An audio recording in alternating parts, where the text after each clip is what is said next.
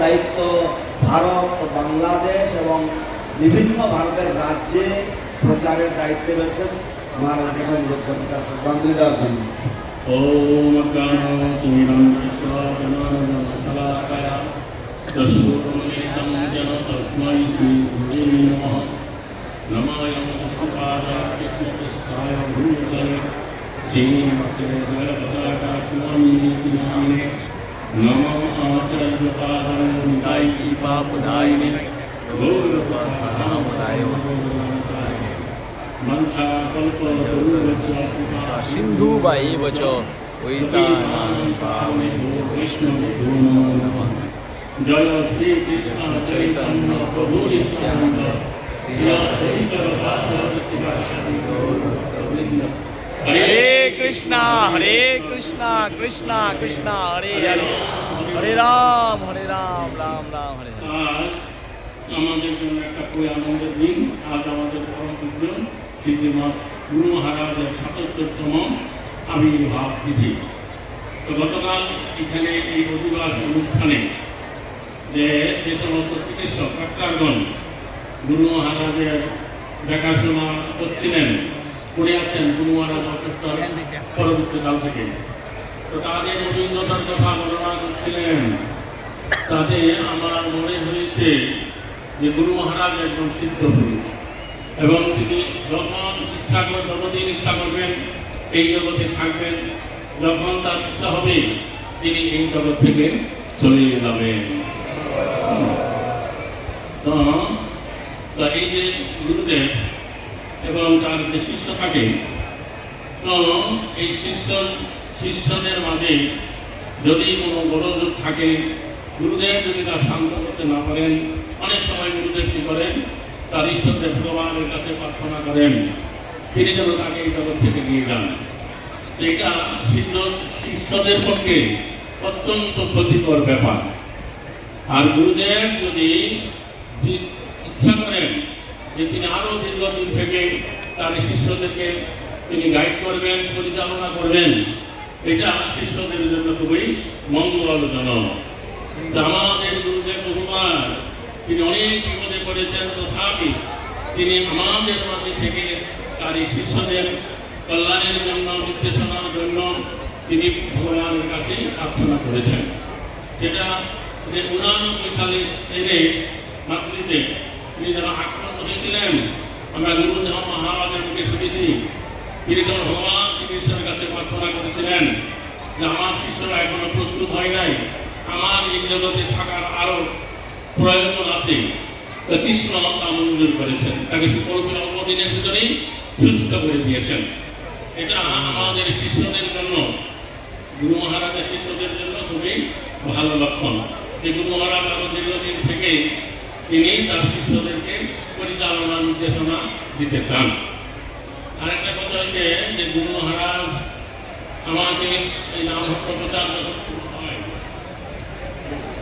তখন আমি নামহট্ট প্রচারে যোগদান করি।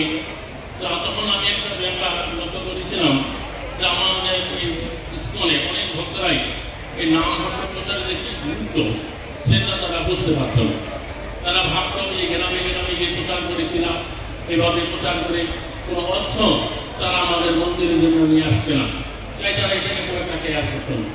তখন আমি এক সময় গুরু মহারাজের কাছে গেলাম, গিয়ে বললেন গুরু মহারাজ যে এই নামহট্ট প্রচারটাকে কেউ তেমন কেয়ার করছেন। এই কথা শোনা মাত্র গুরু মহারাজ বললেন যে কেউ কেয়ার করুক বা না করুক, আমি কিন্তু কেয়ার করি।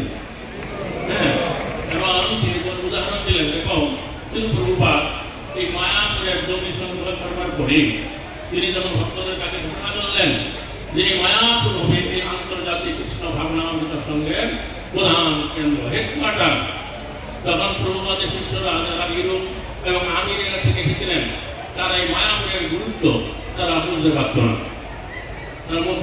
না। তারা বলতো যে পৃথিবীর একটা আননোন প্লেস এই মায়াপুর, শহর থেকে এয়ারপোর্ট থেকে অনেক দূরে, এইখানে কেন আমাদের আন্তর্জাতিক কৃষ্ণ ভাবনামৃত সংঘের প্রধান কেন্দ্র হবে।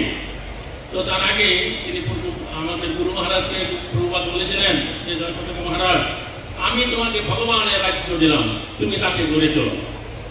যখন সারা পৃথিবীর ভক্তদের যখন এইরকম অবস্থা বলেন, তখন আমি প্রভুপাদের কাছে গিয়ে বললাম যে প্রভুপাদ, যে কেউ এই মায়াপুরটাকে যেমন কেয়ার করছে না, প্রভুপাদ বলে কেউ কেয়ার করুক না করুক, আমি কেয়ার করি, তুমি এটাকে গড়ে তোলো। এইরকমভাবে আমাদের গুরু মহারাজ প্রভুপাদের কাছে আদিষ্ট হয়ে এই মায়াপুরকে গড়ে তোলার কাজে আত্মনিয়োগ করেছেন। এখন এই মায়াপুর গড়ে উঠেছে, সারা পৃথিবীর মানুষ সারা বছরেই এই সীতা মায়াপুরে আসছে।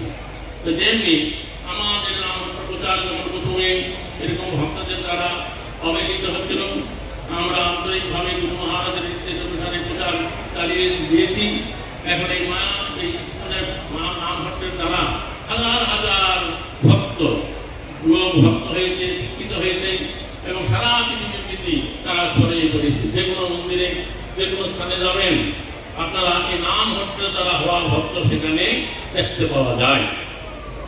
তো এই বছর আমি এই দুর্গা পূর্ণিমার পরে বৃন্দাবনে গিয়েছিলাম। তো বৃন্দাবনে গিয়ে দেখছি আমাদের গুরু মহারাজ যেখানে যেখানে চৈতন্য মহাপ্রভু বৃন্দাবনে পদার্পণ করেছেন, ভ্রমণ করেছেন, সেখানে মহাপ্রভুর পাদপীঠ স্থাপনা করেছেন। যে বেলবন, ভদ্রবন, ভান্ডারীবন, তারপরে ব্রহ্মাণ্ডঘাট, প্রেম সরোবর এবং ভোজনস্থলী, তারপরে আছে চরণ পাহাড়, আরো আরো বহু বহু জায়গায় এই গৌরাঙ্গ মহাপ্রভুর পাদপীঠ সেখানে স্থাপনা করেছেন। তো এটা আগামী হাজার হাজার বছর ধরে লোকরা যখন বৃন্দাবনে যাবেন তারা তা দেখতে পাবেন যে গৌরাঙ্গ মহাপ্রভু পাদপীঠ শ্রী শ্রী জয়প্রকাশ স্বামী মহারাজের দ্বারা সেখানে স্থাপিত হয়েছে। এটা ছিল ভক্তি সিদ্ধান্ত প্রভুপাদের এইরকম ইচ্ছা ছিল। শোনা যায় তিনি সারা ভারতবর্ষে মহাপ্রভু যেখানে যেখানে ভ্রমণ করেছেন তার 100 স্থানে মহাপ্রভুর পাদপীঠ ছিল ভক্তি সিদ্ধান্ত প্রভুপাদ স্থাপনা করেছেন। যাই হোক, এইভাবে তিনি মহাপ্রভুর স্মৃতি রক্ষার জন্য আপনার চেষ্টা করে চলেছেন, মহাপ্রভুর বাণী জগতে প্রচার করে চলেছেন এবং এই অসুস্থতার মাঝেও তিনি সবসময় চিন্তা করেন কিভাবে মহাপ্রভু বাণী জগতে বেশি করে প্রচার করা যায়, বহু মানুষের কাছে কৃষ্ণ ভাবনামৃত সঙ্গ পৌঁছে দেওয়া যায়। এটা প্রতি বছর নবদ্বীপ ধাম পরিক্রমা হয়। প্রথম দিকে গুরু মহারাজ স্বয়ং খালি পায়ে এই নবদ্বীপ ধাম পরিক্রমা করতেন এবং যাতে করে প্রজন্মের পর প্রজন্ম ভক্তরা যারা আসবে তারাও যাতে করে নবদ্বীপ ধাম পরিক্রমা করতে পারে সৎসন্দেই। এই জন্য তিনি কি করলেন, যেখানে যেখানে আমরা ক্যাম্প করে থাকি সেই সমস্ত জায়গা সংগ্রহ করেছেন এবং এখন তার উদ্যোগ হচ্ছে এই সমস্ত স্থানে প্রাচীর দেওয়া হবে এবং স্থায়ীভাবে ফিক্সেট করে থাকা হবে, যাতে করে এই যে প্রতি বছর আমরা এই যে প্যান্ডেল করে সেখানে অবস্থান করি অনেক অর্থ ব্যয় হয়, যাতে করে কোনো বেশি অর্থ ব্যয় না হতে পারে। এবং আমরা যেখানে এই নবদ্বীপ ধাম পরিক্রমায় চলে গেছি, গুরু মহারাজ সবসময় মায়াপুরে বসে থেকে তা তিনি লক্ষ্য রাখছেন যে এখন এই পরিক্রমা দল কোথায় গেছে, সেখানেই তিনি ভয়েস মেসেজ পাঠিয়ে দিয়েছেন এবং সেই ভয়েস মেসেজ ভক্তদেরকে পড়ে শোনানো হচ্ছে। তো যাই হোক, এইভাবে দেখা যায় গুরু মহারাজ এই অসুস্থতার মাঝেও তিনি কি করছেন, সবসময় চিন্তা করছেন কি করে এই গৌরাঙ্গ মহাপ্রভু বাণী জগতে প্রচার হবে, বেশি অধিক থেকে অধিকতর লোক মহাপ্রভুর এই বাণী গ্রহণ করবে এবং তারা তাদের মানব জীবনকে সাফল্যমণ্ডিত করে তুলতে পারবে। তারপরে আমরা যখন প্রথম এই যে প্যান্ডেল প্রোগ্রাম করতাম, প্রথম আমরা উত্তরবঙ্গে প্যান্ডেল প্রোগ্রামে যেতাম। তো প্রতি বছরই গুরু মহারাজ আমাদের জন্য 10-12 দিন সময় তিনি দিতেন, তিনি স্বয়ং সেখানে উপস্থিত থেকে সেই প্যান্ডেল প্রোগ্রাম পরিচালনা করতেন এবং কিভাবে আমরা আরো বেশি মানুষের কাছে নাম প্রচার করতে পারি তৎ বিষয়ে আমাদের উপদেশ নির্দেশনা দিতেন।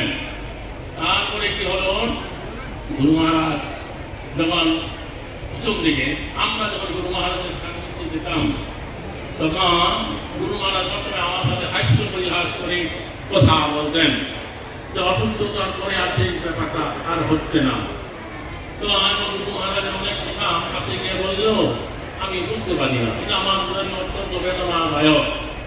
তো যাই হোক, এইভাবে গুরু মহারাজ তার আপন ইচ্ছা এই জগতে যতদিন ইচ্ছা তিনি থাকবেন এবং আমাদেরকে নির্দেশনা দিবেন, এটা আমরা আশা করি। হরে কৃষ্ণ, ধন্যবাদ। সীতাই হরি হরি বল। So today is a matter of great bliss for all of us. Yesterday the doctors explained their experiences with Guru Maharaj, and while treating Guru Maharaj, from their expressions, I understand that Guru Maharaj is a perfected soul. He is a Siddha Purusha, and that he who will remain on this planet at his will. He may wish to go, he may wish to live. Only when disciples quarrel amongst themselves, then the spiritual master will pray to the Lord to take him back. So therefore we should not do anything that will disappoint our spiritual master. He is here to bless us all. Guru Maharaj, when I started the Namatta, when I started preaching in the Namatta, Guru Maharaj, I told Guru Maharaj that so many people, they don't care. Guru Maharaj said, whether anybody cares or not, I care. Just like when we